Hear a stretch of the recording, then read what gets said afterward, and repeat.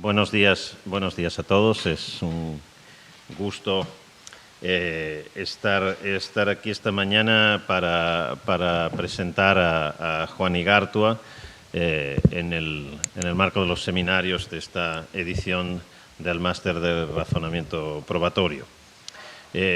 Juan Igartua lo podríamos presentar así. Con él empezó todo. Es decir, Juan fue absolutamente precursor cuando en el ámbito sobre todo de la filosofía del derecho en lengua española, todavía prácticamente nadie había prestado atención a los problemas del razonamiento probatorio. Juan empezó a hacerlo. Y así los que empezamos bastante después a interesarnos por estos temas, encontramos en su obra no solo un precursor, sino una lectura absolutamente obligada, también por la calidad de lo realizado. No siempre los primerizos, además, son de gran calidad.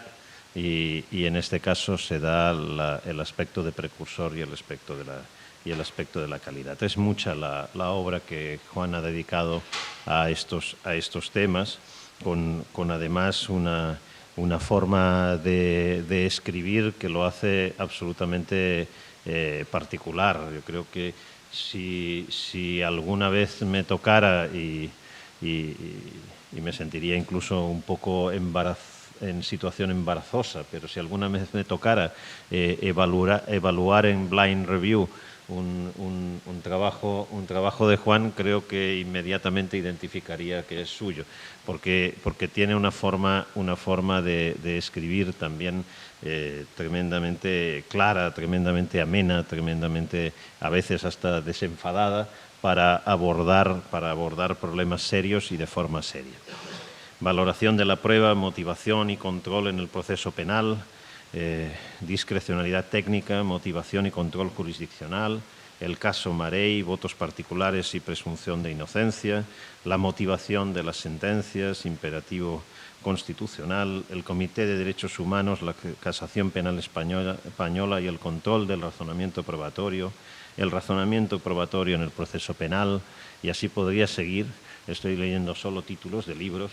Cuando siguiéramos también con su producción en artículos y capítulos de libros, pues directamente nos quedaríamos sin mañana para el seminario, con lo cual no lo voy a hacer. Creo que es un gran privilegio tenerlo aquí para nuestra serie de seminarios del máster. Es un gusto también personal que nos acompañe y sin más yo le daría la palabra a Juan, porque es al que hemos querido venir a escuchar. Gracias, Juan, por estar aquí. Muchas gracias a ti. Sí, está encendido. ¿Me oís? ¿Se oye? Sí. Bien. Quizás acercarlo un poco. Bueno, lo primero de todo quiero agradecer las elogiosas palabras de Jordi Ferrer y, por supuesto, mucho más la invitación que me han cursado Jordi Ferrer y Carmen Vázquez para participar en este máster, que es un máster de fama no solo internacional, sino intercontinental.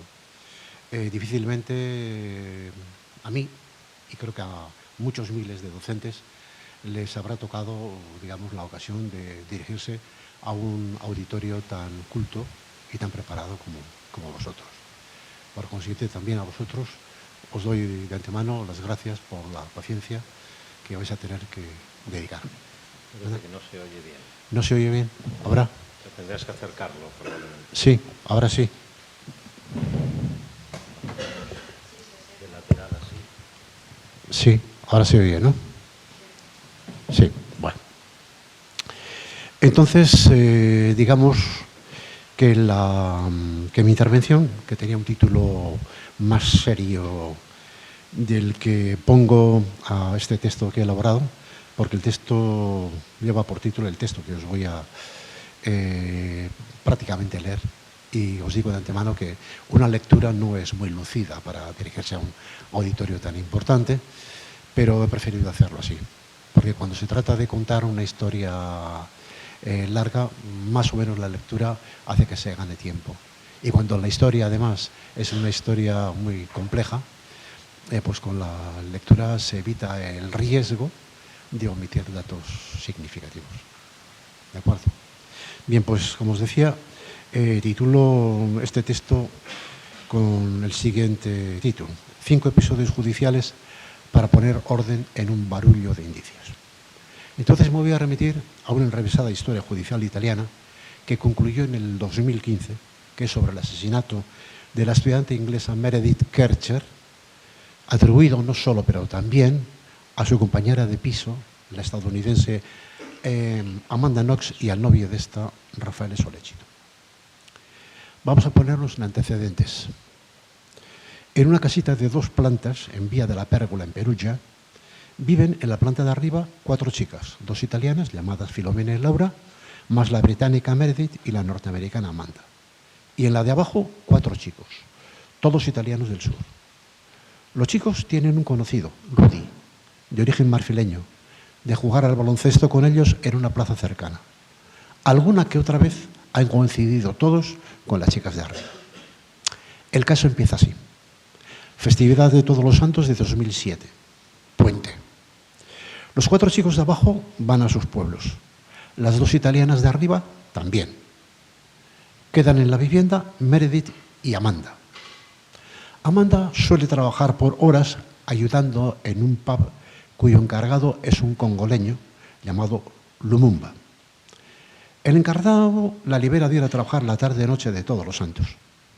Amanda dirá que aprovecha la jornada libre para cenar en el apartamento de su novio, fumar marihuana, practicar sexo y dormir con él hasta las 10 de la mañana del día 2. Tras despertarse, dice, va a su casa a ducharse y a cambiarse de ropa. Al llegar a casa, observa que la puerta del piso está abierta y la habitación de Filomena toda patas arriba y cristales por el suelo. Llama a Raffaele. Ambos deciden alertar a Filomena, quien al poco se presenta acompañada de su novio y otra pareja amiga. En esto llega la policía con 2 celulares encontrados en un parque e identificados como pertenecientes a Meredith. La habitación de esta está cerrada con llave y no responde a las llamadas. Deciden tirar la puerta. Amanda y Raffaele se alejan hasta una salita y es el novio de Filomena quien se encarga de forzar la puerta. Cuando ésta cede, ven la habitación llena de sangre y un pie que sobresale por debajo de un edredón tirado por el suelo. La policía ordena a todos que de inmediato salgan a la calle. Las investigaciones de la policía determinan que el cuerpo de Meredith presenta un montón de heridas provocadas por un cuchillo pequeño y una cortada larga y profunda en la garganta causada por un cuchillo mayor y cuya hemorragia ocasionó por asfixia la muerte de Meredith. Los análisis desvelaron también que ésta había sido violada antes de ser asesinada. Y por los rastros biológicos dejados en el cuerpo de la víctima y en alguna de sus prendas, los investigadores identifican al marfileño Rudy como autor de la violación y del asesinato, pero no el único. Rudy se acogerá a ser juzgado por el procedimiento abreviado y terminará siendo condenado. Pero como os decía antes, los resultados de la investigación también implican, además de Rudy, a Amanda y Raffaele como autores materiales del asesinato. Solo me ocuparé de esta pareja, no de Rudy. El caso pasó por las manos de hasta 5 tribunales distintos. El de primera instancia condenó a la pareja. El de apelación los absolvió por la existencia de dudas razonables. El de casación, la sección primera de la Corte de Casazione, anuló la absolución por mal argumentada y ordenó repetir el juicio de apelación, pero con tribunal distinto, esta vez de Firenze.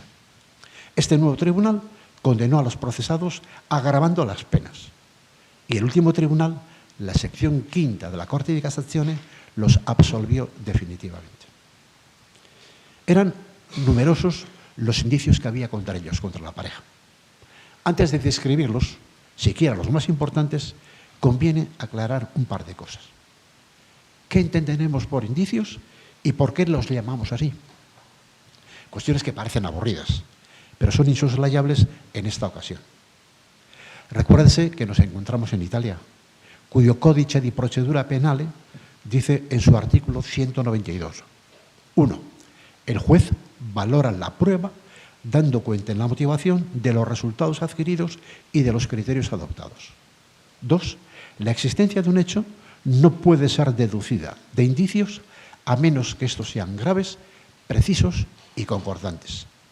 Bien, obsérvese que por un lado se habla de prueba, así, sin más, genéricamente, y por el otro de indicios, y no de pruebas indirectas, por ejemplo. De la valoración de la prueba no se dice nada, solo cómo debe ser reflejada en la motivación. En cambio, sí de las condiciones de la valoración de indicios para que estos surtan efectos probatorios. Entonces, ¿qué hemos de entender por indicios? Nosotros, en España, sí estamos habituados a identificar los indicios con las pruebas indirectas en contraposición a las pruebas directas. Imaginemos dos situaciones. En una, un testigo presencial afirma haber visto a Juan disparar sobre Pedro. En la otra, el dueño de una armería declara haber vendido a Juan la pistola con la que después se mató a Pedro. Entre nosotros suele decirse que la diferencia está en que en la primera situación el elemento de prueba, la afirmación del testigo presencial, está directamente relacionada con el hecho a probar. Juan disparó sobre Pedro. En la segunda situación, en cambio, el elemento de prueba, la declaración del armero, está relacionada con la compra de la pistola, dato que, si se tiene por cierto, se convierte después en elemento de prueba relacionado con el hecho principal. Fijémonos bien. Si por relación directa entendemos aquella en la que entre el elemento de prueba y el hecho principal no se interfiere un hecho intermedio, desembocamos en una conclusión inesperada. Que una vez acreditada la compra de la pistola a cargo de Juan, la relación entre este dato y la autoría de la muerte de Pedro es la misma que la relación entre la declaración del testigo presencial y la autoría de la muerte de Pedro. Pero eso no puede ser. Algo no marcha entonces. Hay que buscar otro criterio distinto, que es el que buscan los italianos. La diferencia esencial entre prueba directa y el indicio no está en el número de inferencias. En la prueba directa, una, del elemento de prueba, se pasa al hecho principal. En el indicio 2, del elemento de prueba se pasa al hecho secundario, y del hecho secundario se pasa al hecho principal. La diferencia no está en el número, repito, sino en la calidad cognoscitiva de las inferencias. En la prueba directa, la inferencia es automática. Si la narración del testigo es verdadera, resulta imposible que no sea cierto el suceso narrado. En tanto que en el indicio es necesaria una mediación intelectual para pasar del elemento de prueba, la compra de la pistola, al hecho probado, la muerte de Pedro. La mediación intelectual necesaria para pasar del elemento de prueba al hecho probado se basa en regularidades empíricas. Ahora bien, las regularidades empíricas son diferentes unas de otras, porque unas y otras ofrecen un grado de garantía cognoscitiva sustancialmente diversa. No es lo mismo que la regularidad empírica sea de naturaleza nomológica, como las leyes científicas universales, o de naturaleza probabilística nada más, como las regularidades estadísticas. Pues bien, cuando el empalme entre el elemento de prueba y el hecho a probar se basa en una regularidad universal, estaríamos ante lo que en Italia se llama prueba crítica, siguiendo Carneluti. En cambio, cuando el nexo entre el elemento de prueba y el hecho a probar se basa en una regularidad probabilista, estaríamos ante un indicio. Una prueba crítica se basta por sí sola para probar un hecho, y por eso merece la consideración de prueba, como la prueba directa, que también se basta por sí sola. Un indicio no se basta por sí solo para probar un hecho. Por eso no merece la consideración de prueba. Y por eso son necesarios varios indicios para probar un hecho, según establece el artículo 192 del Código Procesal Penal Italiano, como os he dicho hace poco. Precisamente por eso se afana el primer tribunal en apilar una serie de indicios para aprobar la hipótesis inculpatoria contra Armando y Rafael. Los más importantes son los siguientes. Primero, como la puerta de entrada a la vivienda no fue forzada, alguien que poseía la llave facilitó la entrada de Rudy en la casa. Dado que las italianas estaban fuera de Perugia, solo Amanda disponía de las llaves. Segundo, Rudy no actuó en solitario, puesto que a. Si bien el cuerpo de Meredith presentaba numerosas cuchilladas, en sus manos, que es lo primero que se pone para defenderse, no había heridas de arma blanca. Por tanto, alguien la sujetaba mientras era agredida, detectándose además en sus muñecas signos de fuerte aferramiento. B. Incluso la misma dinámica de la agresión, con 2 cuchillos de diferente tipo y con cortes en ambos lados del cuerpo, corroboraba la participación de más de un agresor. Tercero, no es cierto que Amanda y Rafael permanecieran de continuo en casa de este hasta bien entrada la mañana del día 2, por varias razones. A. La inactividad de la computadora y del celular de Rafael durante la mayor parte de la noche es indicativa de que se encontraba fuera de su domicilio. B. Además, ambos fueron vistos por un indigente llamado o apellidado Curatolo, que los conocía en una plaza próxima al lugar del crimen y una franja horaria compatible con el momento de su perpetración. C. 2 señoras, Capezzale y Monacchia, que vivían en las inmediaciones de la casa, declararon haber oído un grito desgarrador sobre la hora en que los investigadores situaron el momento de la muerte de Meredith. Y curiosamente, cuando Amanda redactó en Dependencias Policiales un memorial desdiciéndose de su primera versión, aludió en él a que tuvo que taparse los oídos para no escuchar el alarido de Meredith. La policía ignoraba todavía que la víctima hubiera gritado. D. El encargado de un supermercado, apellido Quintavalle, vio que a las 7:45 del día 2 Amanda esperaba la apertura del establecimiento y una vez abierto se dirigió a la sección de artículos de limpieza. Cuarto, varios rastros biológicos involucraban a la pareja. A. El ADN de Rafael en la presilla del sujetador de Meredith cortada a navaja. B. El cuchillo hallado en el apartamento de Rafael, del mismo tipo que el más grande utilizado para degollar a Meredith, con un rastro de sangre de esta y ADN de Amanda en la empuñadura. C. Diversas manchas de sangre con ADN mezclado de Meredith y Amanda en distintos lugares del baño que ambas compartían. Quinto, de naturaleza genética igualmente son los rastros resaltados por el luminol que se encontraron en el pasillo de la casa con mezcla de sangre de Meredith diluida en agua y ADN de Amanda. Sexto, robo simulado en la habitación de Filomena para desviar las pesquisas de los investigadores, pues nada faltaba en el cuarto de Filomena y había cristales de una ventana rota con un pedrusco encima de las ropas revueltas y tiradas por el suelo, lo que indica que primero se esparcieron los vestidos y luego se rompió el cristal de la ventana, o sea, por alguien que estaba ya dentro de la casa. Séptimo, la sustracción de los 2 celulares de Meredith arrojados entre arbustos lejos de la casa. Denota el propósito de impedir que los aparatos sonaran en el interior de la habitación de Meredith, que estaba cerrada bajo llave, y alertaran a quien pudiera pasar por allí, posibilitando que el cadáver fuera descubierto antes de lo que alguien de la casa deseaba. Octava, estaban provistos de valor indiciario una serie de comportamientos insólitos de Amanda y Rafael con posterioridad al crimen. A. Cuando se iba a derribar la puerta de la habitación de Meredith, ambos se alejaron hasta una salita. B. Horas más tarde, sin embargo, Amanda contó a las amigas inglesas de Meredith que ella vio el cadáver y contó detalles que ni los mismos que presenciaron el hallazgo de un cuerpo tapado pudieron ver. Por ejemplo, que tenía la garganta cortada. C. Las mencionadas amigas inglesas, impactadas por el trágico suceso, contemplaron sorprendidas, mientras esperaban en comisaría, las actitudes relajadas de la pareja, con besos, carantoñas, risitas, etc. D. Extraña fue también la llamada telefónica de Amanda a su madre, a las 12 del mediodía en Perugia, pero 3 de la madrugada en Estados Unidos, cuando, en palabras de la madre, todavía no había ocurrido nada, es decir, aún no se había encontrado el cadáver, y sin que Amanda supiera explicar nunca tan intempestiva llamada. Noveno, podríamos cerrar esta lista de indicios con la mentirosa acusación de Amanda contra Lumumba, dueño del pub en la que aquella trabajaba, atribuyéndole la violación y muerte de Meredith, sin duda, para equivocar a los investigadores en sus pesquisas, y cuya falsedad se verificó cuando la policía interceptó una conversación de Amanda con su madre en la que aquella le manifestaba sus remordimientos por la calumnia vertida. Con tal cúmulo de indicios, la condena estaba cantada, como así sucedió. Pero para sorpresa de gran parte de la opinión pública, la posterior sentencia del Tribunal de Apelación fue absolutoria. Como ya dije, no pretendo seguir al detalle el rastro del caso, sino servirme de él para ilustrar algunos problemas de la prueba indiciaria.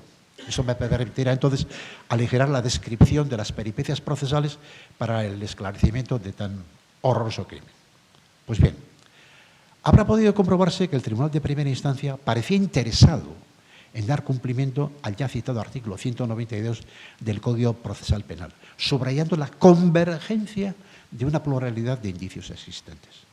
Pero curiosamente, la letra de este mismo principio legal dará pie al Tribunal de Apelación para imprimir un rumbo distinto a su razonamiento probatorio.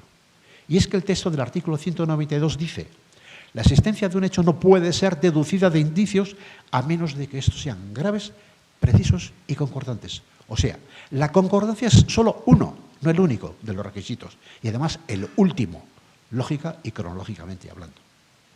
Un paréntesis, que ha de entenderse por gravedad y por precisión. La gravedad indica el grado de probabilidad del nexo entre el indicio y el hecho a probar. La precisión se ha referido tradicionalmente a la univocidad del indicio. Sería necesario que el indicio apunte exclusivamente al hecho a probar. Si bien hoy se entiende que el indicio preciso es el que se conecta no con un hecho único, sino con un área restringida de hechos, es decir, que no sea muy abierto. Cierro el paréntesis y retomo el hilo.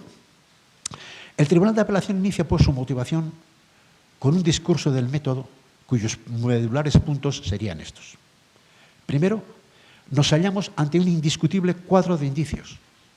Segundo, según la legislación italiana, la valoración de los indicios ha de ajustarse a los criterios de precisión, gravedad y concordancia. Tercero, no es legítimo tomar un atajo valorando la convergencia de los indicios sin antes haber valorado la precisión y la gravedad de cada uno de ellos. Cuarto, los jueces de primera instancia han incurrido en esa inversión metodológica. Quinto, dadas las carencias de precisión y gravedad que presentan los elementos indiciarios, este Tribunal de Apelación se siente exonerado de proponer una hipótesis alternativa a la de la acusación. Apuntado lo cual, en un sintético extracto de esta resolución judicial, cabría observar que el Tribunal resalta, por ejemplo, que, primero, Rudy bien pudo acceder al piso de Meredith sin que nadie le abriera la puerta, a través de la ventana de la habitación de Filomena, modus operandi que ya había ensayado Rudy al entrar a robar en otras casas. Segundo, no es descartable que una sola persona, Rudy, participara en la muerte de Meredith sorprendiéndola por la espalda y no dándole opción de defenderse. Tercero, la inactividad de los aparatos informáticos en el apartamento de Rafael durante algunas horas de esa noche no prueba que la pareja hubiera salido de casa. Cuarto, el testimonio del indigente Curatolo no es atendible porque contiene más de una incoherencia. Quinto, no se sabe con certeza si el grito que escucharon las señoras Capezzari y Monacchia provenían de Meredith, cuyo momento de fallecimiento además no se ha determinado indubitadamente y no fuera en realidad un grito de alguien que pasara por la calle. Sexto, el dato que aporta el encargado del supermercado, el señor Quintavale, es dudoso porque solo vio de refilón a la que luego identificó como Amanda y encima la identificó un año más tarde. Séptimo, dada la escasa cantidad de ADN encontrada en los rastros genéticos hallados en el pedacito de sujetador y en el cuchillo grande, estos no pueden atribuirse con garantías a los acusados. Octavo, el luminol no solo resalta las manchas de sangre, sino también las de otras sustancias. Además, los rastros mixtos de Amanda y Meredith detectados en el pasillo puede deberse a que ambas vivían en la misma casa y algo análogo cabe conjeturar de los hilillos de sangre diluida en agua con ADN de ambas, recogidas mediante arrastre en el baño que las dos usaban. Noveno, el hecho de que no faltara nada en la habitación de Filomena no autoriza a inferir que se simuló un robo, ya que la inicial intención de robar pudo ser abandonada al precipitarse a los acontecimientos. Además de que también había cristales debajo de las ropas, o sea, estaban ya antes de que se esparcieran las ropas por el suelo. Décimo, cabe conjeturar que la calumnia de Amanda contra Lumba fue una salida cómoda de aquella para poner fin a extenuantes y presionantes interrogatorios de la policía, etc. Incluso el Tribunal de Apelación dispuso una nueva pericia genética referida al ADN por su exigua cantidad inferior a la necesaria para un resultado atendible. Pues bien, a juicio de los dos peritos nombrados por el Tribunal y de conformidad con lo estatuido en los protocolos internacionales, ambas muestras se tuvieron por inválidas a efectos probatorios. Sin embargo, la sección primera de la Corte de Casación anula la sentencia absolutoria. Y la anula con un reproche que tiene también como preludio otro discurso del método, un contradiscurso que reivindica lo que a su juicio había omitido el discurso del método del Tribunal de Apelación.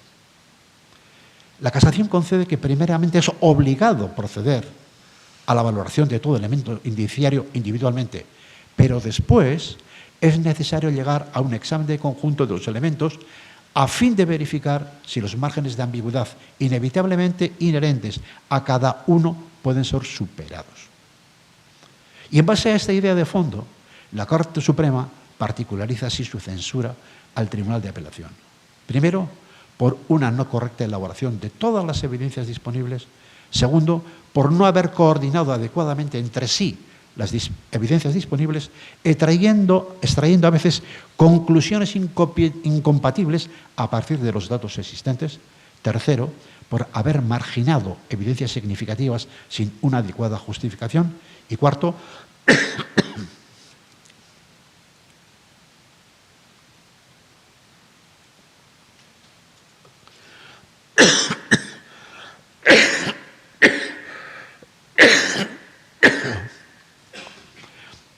porque presenta ictu oculi una valoración parcelada y atomista de los indicios, olvidando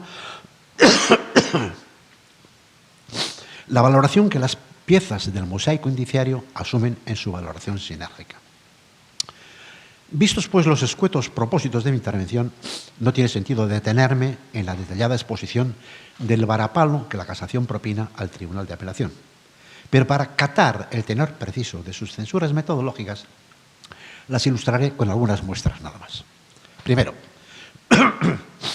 a propósito de la incorrecta elaboración de evidencias disponibles, cabría referirse, por ejemplo, a las razones aducidas por el Tribunal de Apelación para desconfiar del testimonio del responsable del supermercado, el señor Cuitable. Se decía que éste había visto de refilón a la supuesta Amanda, que nada dijo de ella cuando fue interrogado por la policía, que no estaba seguro de que fuera ella. Y resulta que al cabo de un año, cuando el paso del tiempo difumina los recuerdos, va y la reconoce.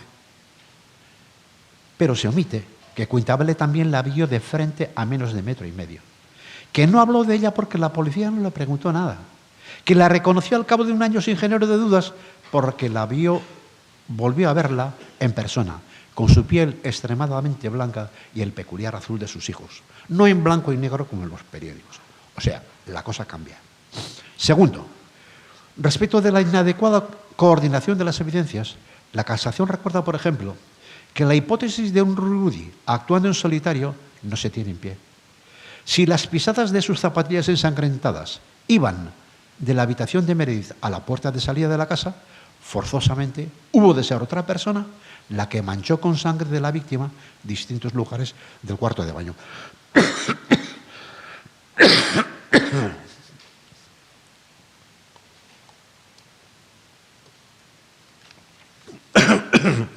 Tercero, en lo que concierne a las conclusiones incompatibles con datos adquiridos, valdría como ilustración la hipótesis del Tribunal de Apelación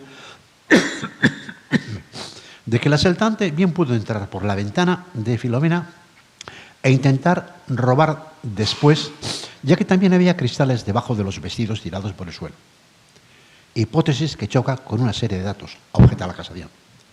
Como las contraventanas de Filomena estaban entornadas y a casi 4 metros de la calle, el asaltante debería escalar una primera vez para abrirlas, tirar la piedra para romper el cristal y volver a escalar la pared. Sorprende que ningún cristalito cayera al exterior. Se quedaron todos en el alféizar de la ventana y dentro de la habitación. Sorprende también que no hubiera ninguna marca en la pared, que el ruido del impacto no alertara a Meredith, que un conocedor de la casa, como era Rudy, asumiera el riesgo gratuito de entrar por una ventana que daba a la vida pública en lugar de por otra más resguardada. Sin contar, claro está, de que seguía siendo inexplicable cómo había cristales encima de la ropa desparramada.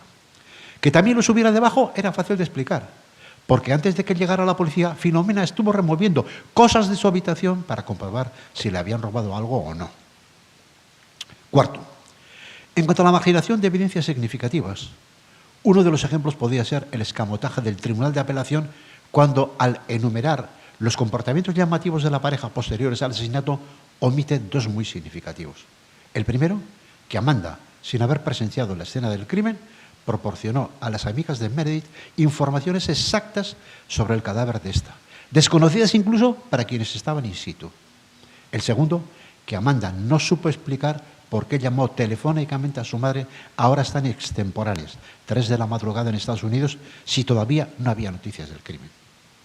Quinto, pero entre todas las patologías que detecta la casación, una se lleva la palma: la valoración parcelada y atomista de los indicios.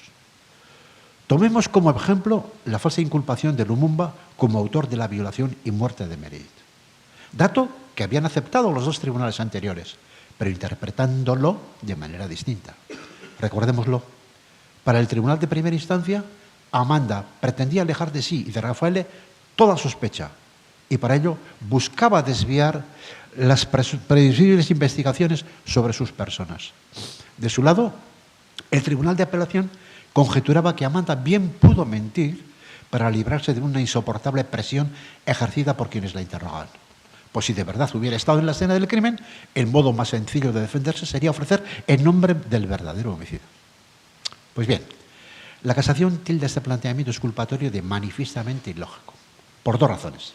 La primera, porque se estaba dando por demostrado lo que se debía demostrar. En efecto, el argumento del Tribunal de Apelación funciona solo si se presupone que Amanda no estaba implicada en el asesinato, que es justo la incógnita que se necesitaba despejar. La segunda, y más importante, consiste en la valoración aislada del dato probante, desconectándolo de varias circunstancias muy pertinentes. A. Amanda era la única persona, descontada la muerta, que aquella noche en Perugia tenía la llave del escenario del crimen. B. Amanda, que poseía un adecuado nivel cultural, provenía de un país en el que se castiga con severidad acusar gratuitamente a otra persona de un delito tan grave. C. Es inexplicable su perseverancia, una vez libre de coacciones policiales, en mantener la falsa declaración contra Lumumba. Primero, cuando al redactar por propia iniciativa en su celda un memorial narrando sus confusos recuerdos, volvía a mencionar la presencia de Lumumba en el lugar de los hechos. Después, cuando tras comunicar con su madre, confiándola a su pesar por haber involucrado falsamente a Lumumba, sin embargo, no deshizo su mentira.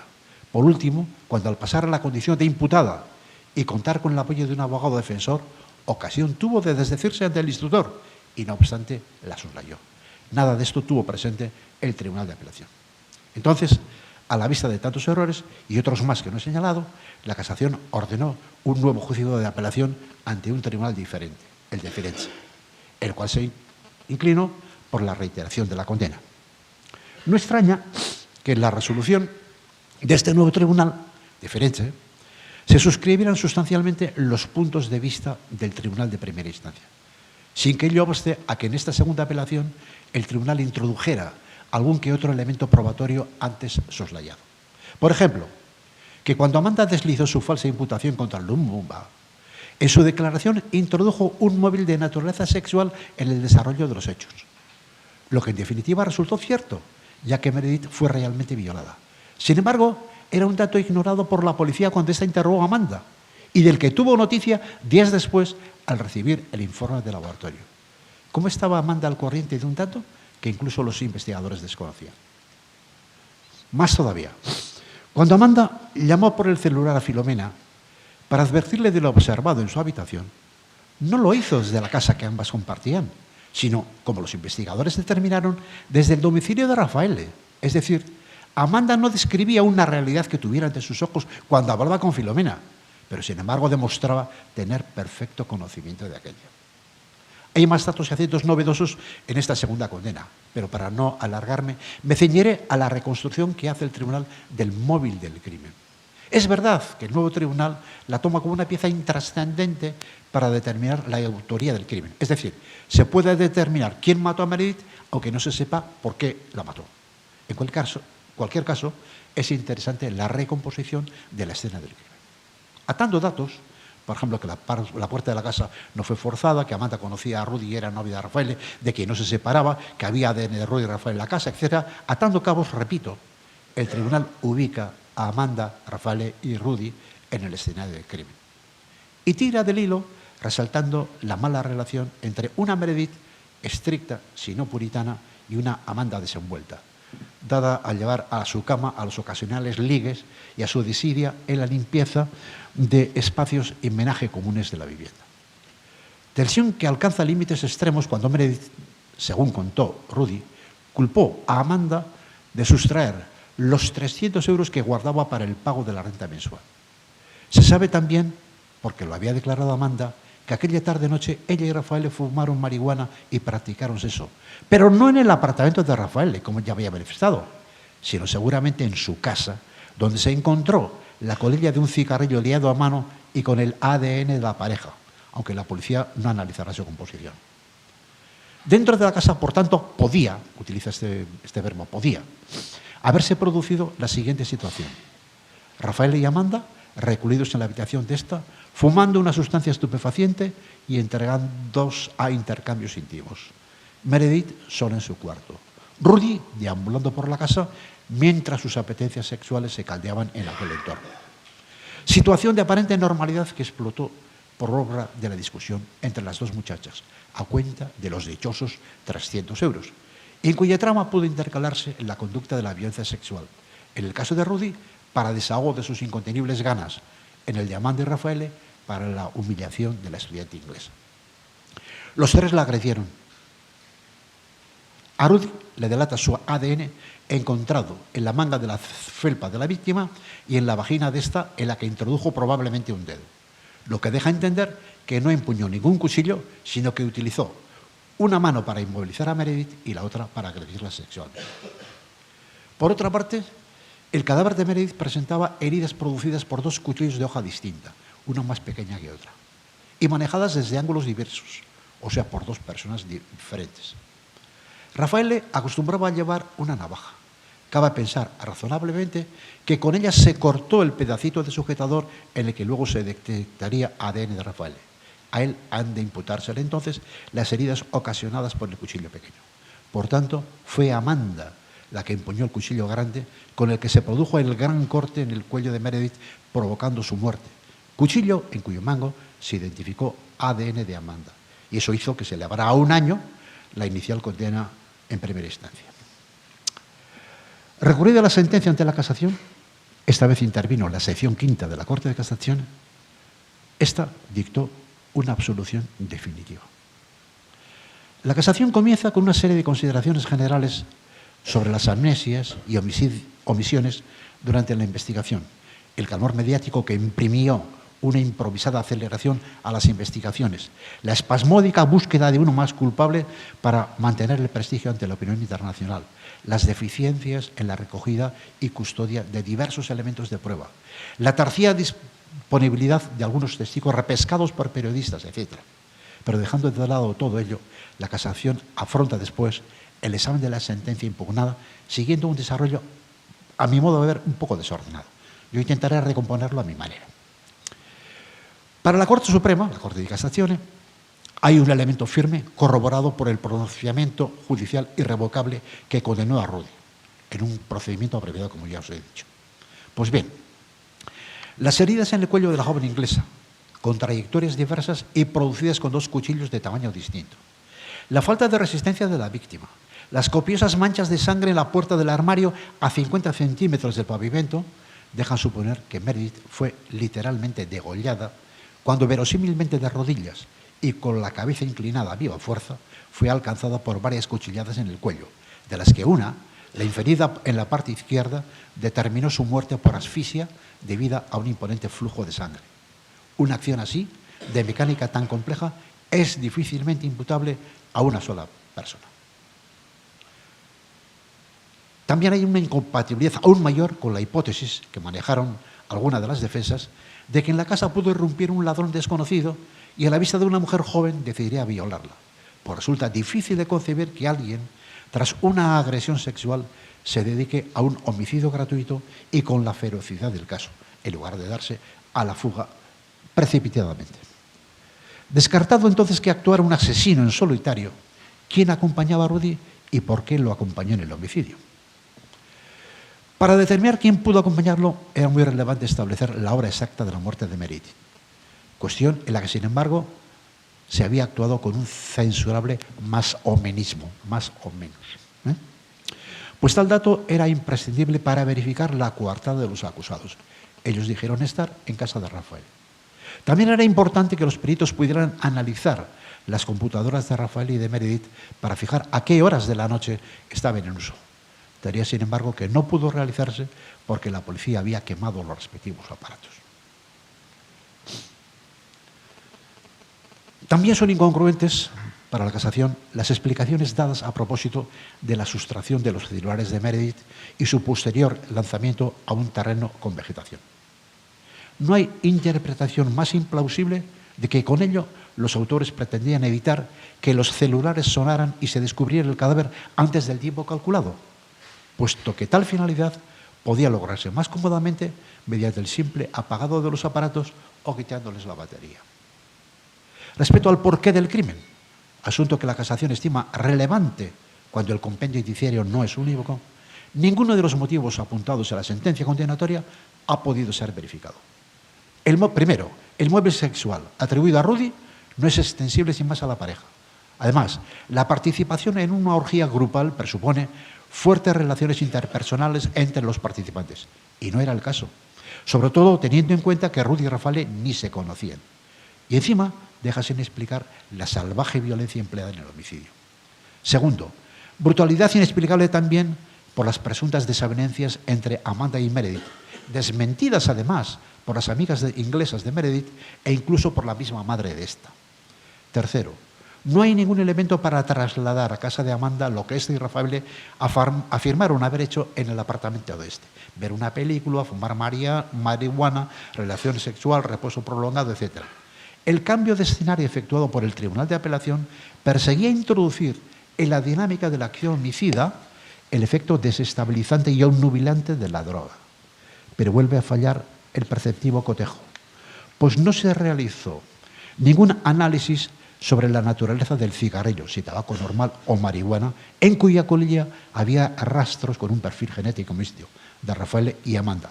Circunstancia esta totalmente irrelevante, ya que Rafael, en cuanto unido sentimentalmente a la americana, solía frecuentar la casa de esta. Pero el núcleo del caso estaba en la prueba científica, los distintos rastros de ADN. Y a propósito de esta, la casación también elabora un discurso del método.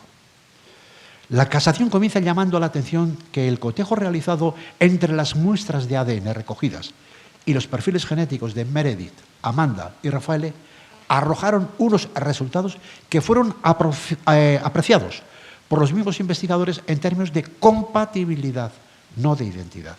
Por tanto, el valor probatorio de los resultados genéticos obtenidos no superaba el nivel de los indicios, es decir, no llegaban al nivel de pruebas, según aclaré al inicio. Eso para empezar. Pero la casación da un paso más y niega que siquiera fueran indicios. Recordemos que los predicados que, según la legislación italiana, condicionan el funcionamiento de los indicios son la gravedad, la precisión y la concordancia. Pues bien, la casación, remitiéndose a una doctrina jurisprudencial constante, añade uno más, el de la certeza. Pero en rigor no se trata de un atributo como los otros, que delimitan el valor de un indicio, sino un atributo más radical, porque de la certeza depende la existencia misma de un indicio. Es decir, puede haber indicios que no sean ni graves, ni precisos, ni concordantes, pero son indicios, aunque valgan de poco o de nada. Pero no puede haber indicios inciertos, ya que por definición entonces no se sabe si hay o no hay indicios. Para comprender el discurso de la casación tengamos presente que el indicio evoca una estructura tripartita compuesta por un dato indiciante, un hecho indiciado y una relación indiciaria que conecta el uno con el otro. Pues bien, el atributo de la concordancia apunta al hecho indiciado, en el sentido de que en este han de converger los plurales indicios que se manejen. La gravedad y la precisión son propiedades de la relación indiciaria, en cuanto garantizan que la relación entre el dato indiciante y el hecho indiciado es más o menos unívoca y constante. Mientras que la certeza es una característica necesaria del dato indiciante, del dato básico, porque es el que sustenta todo el edificio indiciario. De modo que supondría un contrasentido mostrarse muy riguroso con la relación indiciaria, o sea, con la gravedad y la precisión, y mostrarse descuidado con el dato indiciante, es decir, con su certeza. Dicho esto, toca preguntar, ¿y por qué son inciertos los elementos que pretendían funcionar como datos indiciantes? Basta reparar, dice la Casación, en las modalidades de hallazgo, recogida y conservación de los soportes que contienen las huellas genéticas para calificarlas de falta de profesionalidad. Incluso, así lo reconocía, hasta el propio Tribunal de Firenze. Para comprobarlo, pasemos revista a los 4 elementos de naturaleza genética hallados en la casa del crimen. Las manchas de la sangre de Meredith en el baño mezcladas con ADN de Amanda. Las pisadas con ADN de las dos detectadas por el luminol. La presilla del sujetador con ADN de Raffaele y el cuchillo de cocina con ADN de Amanda en el mango y ADN de Meredith en la hoja. Primero, sobre el ADN mixto en el baño, sangre lavada de Meredith y rastros de Amanda por frotamiento epitelial, según parece, la muestra se recogió mediante arrastre, no mediante punteo, pudiendo mezclarse los dos ADNs al ser recogidos de esa manera. Y aun si aceptáramos todas las objeciones que las acusaciones supusieron a esta hipótesis, se trataría, dice la Casación, de un elemento no unívoco, demostrativo quizás de un contacto póstumo con aquella sangre, pero no necesariamente de una directa implicación en el homicidio. Segundo, las pisadas detectadas por el luminol. Aquí se ha tergiversado descaradamente el elemento de prueba, pues la propia policía científica, mediante el uso de un reactivo químico especial, la tetrametilbencidina, había excluido que las manchas resaltadas por el luminol fueran de naturaleza hemática, de sangre. Pero los elementos nucleares son los rastros genéticos hallados en los objetos tercero y cuarto, es decir, en el ganchito del sujetador y en el cuchillo de la cocina. Vamos con el ganchito del sujetador. La policía científica lo detectó ya en el primer registro, pero no le dio importancia al disponer del resto de la pieza y le dejó abandonado en el suelo durante 46 días hasta que fue finalmente recogido. Debe advertirse que durante todo ese tiempo los investigadores entraban y salían de casa moviendo muebles y objetos a la búsqueda de otros elementos probatorios. El ganchito parecía pisado y estaba desplazado del lugar donde fue visto por vez primera. No solo eso, la filmación de la propia policía demostraba que en el momento de su recogida el ganchito iba pasando de mano en mano entre los investigadores que llevaban guantes de látex usados en la inspección de otras dependencias de la casa. De su lado, el cuchillo, que fue seleccionado aleatoriamente de entre la cubertería que había en un cajón de la cocina de Raffaele, tras ser recogido fue guardado en una corriente cajita de cartón. Todo esto para empezar. Pero encima, los rastros genéticos, tanto los descubiertos del ganchito como en el cuchillo, eran de desigual cantidad, por lo que solo se hizo una amplificación, cuando según los protocolos internacionales en la materia, la repetición del análisis, al menos 2 veces y no 3, es absolutamente necesaria para descartar el riesgo de falsos positivos. Con lo que además, a falta de verificación por repetición del dato investigado, tampoco se respetaba el método científico de corroboración y falsación. Por ejemplo, como el ganchito del sujetador estaba cubierto de una costra, producida seguramente por la oxidación de las sales empleadas en su extracción y por los elementos herrumbrosos del metal mismo, los peritos de la defensa no tuvieron opción para un contraanálisis. Y más allá de esas consideraciones generales, la Casación anota unas particularidades e incidencias que no son nada desdeñables. Así, en lo que respecta al ganchito del sujetador, había una mezcla de rastros biológicos pertenecientes a varios varones, no el simple de un sujeto, no siendo fácil entonces identificar el perfil genético de cada uno de esos elementos. Entonces, en lugar de reconstruir primero los perfiles genéticos hallados en la muestra y compararlos después con el de Raffaele, se procedió a la inversa. El ADN de Raffaele sirvió de guía para recomponer el puzzle y diseñar así un perfil genético que fuera compatible con el de Raffaele. Hubo, por tanto, una escandalosa inversión de método. En lo que respecta al cuchillo de cocina, a la escasa cantidad de ADN que impide una identificación segura como perteneciente a Meredith, se agrega una circunstancia muy significativa, que no se sabe si tal rastro es de naturaleza hemática, es decir, de sangre, o no. Y eso se debe a que la policía científica prefirió determinar el perfil genético del rastro y dejó inservible el material para analizar después si era o no de sangre. Por lo que incluso de haber pertenecido a Meredith, que está por probar, podía estar allí por el tradicional trasiego de vajilla y cubierto entre pisos de estudiantes con ocasión de meriendas u otras celebraciones. Sí debe acentuarse que si en el cuchillo no se detectaron manchas de sangre, eso no se debió a ninguna limpieza extrema, puesto que en el cuchillo había rastros de almidón, signo de un lavado poco cuidadoso. Además de que el almidón, al tener notable capacidad absorbente, verosímilmente hubiera retenido, de haberlos, los elementos hemáticos. Pero seguramente lo más determinante para la casación radica en que hay elementos que debieron aparecer si la hipótesis de la acusación fuera la correcta y, sin embargo, no aparecieron.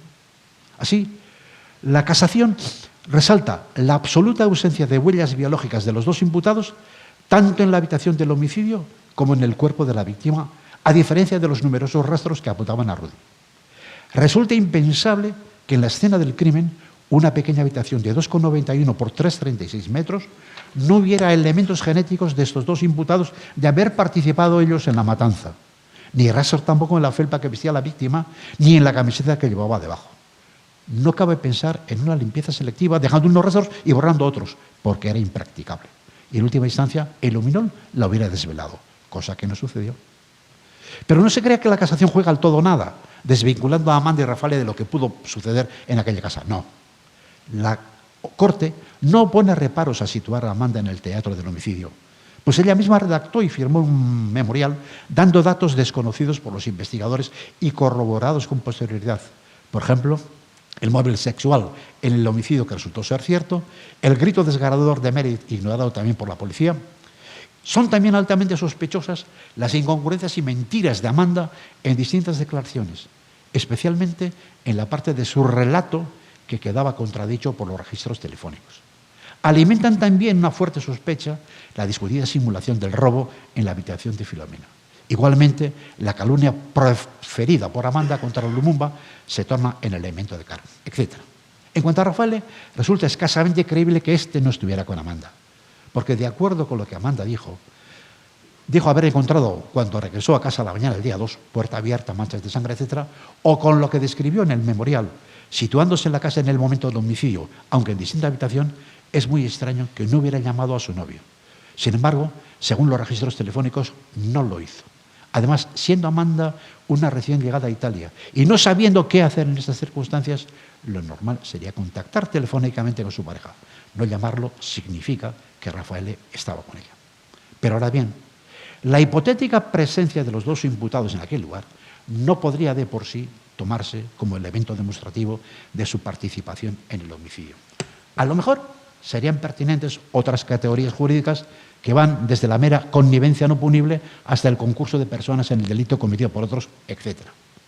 Pues bien, esa declaración, el cuadro probatorio disponible, solo autoriza pensar que si entraron en contacto con la sangre de Meredith fue después de su muerte y fuera de la escena del crimen. Por tanto, se excluye la participación de ambos como autores materiales del homicidio. Y de eso, precisamente de eso y solo de eso, se les había acusado. Muchas gracias.